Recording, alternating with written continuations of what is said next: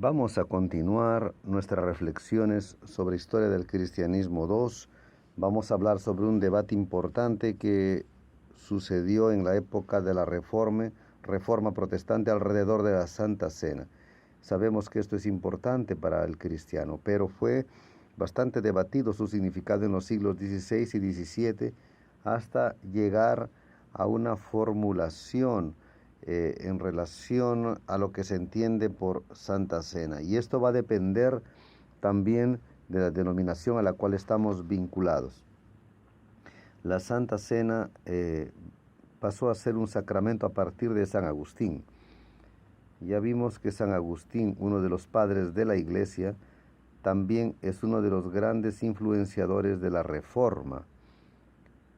San Agustín ya dice que la Santa Cena sería una señal externa y visible de la presencia de Cristo, por la cual nos promete bendiciones externas y espirituales. Lo que se debatía era la presencia divina en los sacramentos. La Santa Cena es considerado uno de los sacramentos, lo cual sería una señal externa y visible que proviene de Cristo, o sea, establecido por Cristo. El debate es, ¿la presencia divina está en el sacramento? Eso es lo que se levanta en el periodo medieval. Cuando hablo de la Santa Cena, la gran teoría que va a ir ganando cuerpo y consolidándose en la Edad Media es la teoría de la transubstanciación, que sería que en el momento de la consagración de la Santa Cena, el pan y el vino se transforman literalmente en el cuerpo y en la sangre de Cristo. El pan se transformaría de forma literal en el cuerpo y el vino de forma literal en la sangre. Existe un probable origen de esta teoría, el cual sería Ignacio de Antioquía, y que esta idea, esta concepción de transubstanciación se va a volver efectiva y va a ser considerada como algo que realmente sucede en la Santa Cena y es aceptada en la Iglesia medieval a partir del Cuarto Concilio de Latrón en 1215. Antes de eso, esta percepción no era aceptada en la Iglesia, de que el pan se transforma en cuerpo y el vino en sangre, y solamente va a ser sacralizada en 1215 y reafirmada en el Concilio de Trento. El Concilio de Trento es el concilio de la Contrarreforma. Es el concilio que va a reafirmar los elementos que marcan los principios de la Iglesia católica. Es el concilio de la Contrarreforma. ¿Y qué es lo que se dice en este concilio? Jesucristo está verdadera y real y substancialmente presente en el Santo Sacramento. Podemos no saber explicarlo, pero podemos concebir de la posibilidad de su substancial y presencia en varios lugares simultáneamente. Está diciendo que el cuerpo y la sangre de Cristo podrían estar en varios lugares al mismo tiempo, que no se sabe explicar, pero que esto es lo que sucedería. Esto está siendo reafirmado en el Concilio de Trento. Por las palabras de la consagración, la substancia entera del pan y del vino es transformada en el cuerpo y en la sangre de Cristo.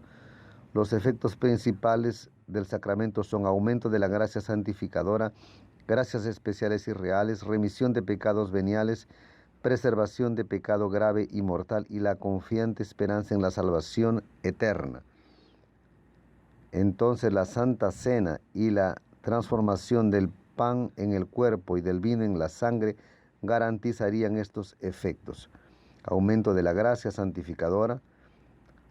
Se necesitaría del cuerpo y de la sangre de Cristo para aumentar la gracia santificadora y tener gracias especiales. Remisión de los pecados veniales. Se daría pues a partir de esto de la Santa Cena y la preservación del pecado grave o mortal y la confiante esperanza en la salvación eterna. Ya existirían cuestionamientos a partir de los prerreformadores. Por ejemplo, Wycliffe va a cuestionar esto. Va a decir que la sustancia material del pan y del vino permanecen en el sacramento del altar. El pan continúa siendo pan y el vino continúa siendo vino. Esto es lo que quiere decir Wycliffe, que los accidentes del pan no permanecen sin un substrato en el sacramento, que Cristo no está en ese sacramento esencial y realmente como presencia corporal. Está cuestionando la idea de que Jesús estaría en el pan y en el vino de forma corporal. Entonces el debate ya está lanzado antes de la Reforma. Estamos hablando del siglo XIV, con algunos cuestionamientos. Aún después de la Reforma, aún los reformadores ya entendiendo que eso no ocurría, la transubstanciación de los elementos, el pan como cuerpo y vino como sangre real. Sin embargo, este va a ser uno de los grandes y tal vez principal debate y punto de discordia entre los reformadores. O sea, ¿cuál sería su significado? ¿Qué sucede en el momento de la Santa Cena? Sabemos que la Santa Cena es tan importante que en el arte del Renacimiento tenemos varias referencias a la Santa Cena. Acabamos de ver una pintura de Leonardo da Vinci. Para Lutero, los sacramentos serían apenas los que habían sido instituidos por Cristo y la Santa Cena sería uno de ellos. Dice que la Santa Cena es el verdadero cuerpo y sangre de nuestro Señor Jesucristo para ser comido y bebido en el pan y el vino por nosotros cristianos como Cristo lo instituyó. Entonces la Santa Cena sería un sacramento porque Cristo lo instituyó. Y en el momento de la Santa Cena existiría, según él, una unión de cuerpos en la misma sustancia. Pan continúa siendo pan, pero también cuerpo. El vino no deja de ser vino, pero continúa siendo vino y sangre. Aquello que él llama consubstanciación, la unión de dos cuerpos en la misma sustancia.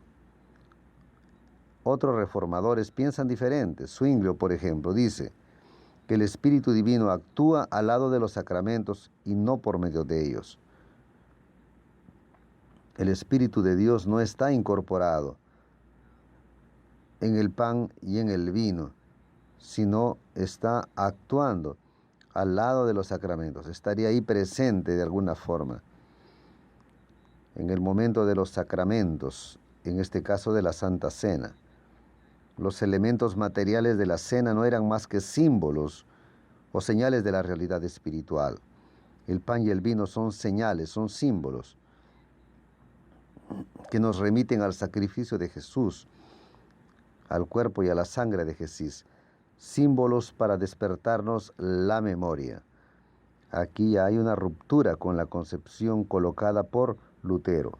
Calvino dice que apenas hay dos sacramentos instituidos por Cristo, bautismo y Santa Cena, que los sacramentos son eficaces, recibidos por los creyentes, apenas los creyentes pueden recibir estos sacramentos, y que no justifican o conceden gracia. No es por los sacramentos que voy a ser salvo o justificado, o que la gracia se dará por ellos, por el bautismo o la Santa Cena. No necesito ser bautizado para ser salvo. Bautismo es una señal importante, es eficaz, pero no es por el bautismo que voy a recibir la gracia, así como no es por la cena que voy a recibir la gracia. Pero son elementos importantes porque fueron instituidos por Cristo o para los salvos. ¿Qué es lo que va a decir Calvino? Que la presencia de Cristo en la comunión es real, sin embargo es espiritual y no carnal. No sería ni apenas un símbolo, ni el hecho de que Cristo descienda a la tierra y se transforme en pan o en vino. Y también no es apenas un símbolo, que apenas vamos a tratar como un simbolismo que nos remite, no, existe una comunión real y espiritual con Dios y con Cristo en el momento de la Santa Cena. Este sería el gran debate entre los reformadores y tal vez el principal punto de discordia entre ellos. Te dejo una indicación de un texto de donde esta reflexión fue elaborada a partir de este texto. Vale la pena leer, que explica con más detalles estos elementos que han sido levantados aquí. Espero que les haya gustado y hasta la próxima.